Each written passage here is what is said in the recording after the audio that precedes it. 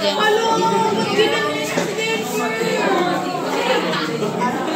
Wala, binibidyoan. Hello. Huwag kayong katalikod sa on. Ay, ang ganda ni Maxine.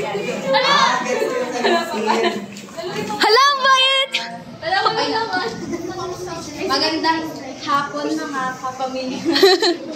Ganito ang senaryo. May pinakita ang ng policy and argumentatum at popular. Pero bago namin i-explain ang senaryo dito, ipapakilala ko muna kung ano ang ganapin.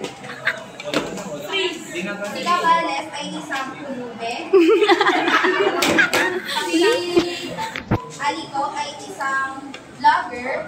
At ang si Sabandal at si Kalimbagan ay videographer. Si Abiday at si Murate ay isang bodyguard ng isang sikat na vlogger.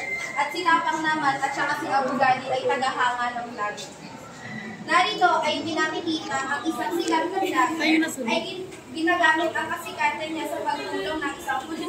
At sinaniniwalaan siya na ito ay mabuti, ngunit sa harap lamang ng kamera ito at ang lahat ng ito ay scripted lamang na ginagamit niya para Parang siya si Alex. Si Alex Gonzalez.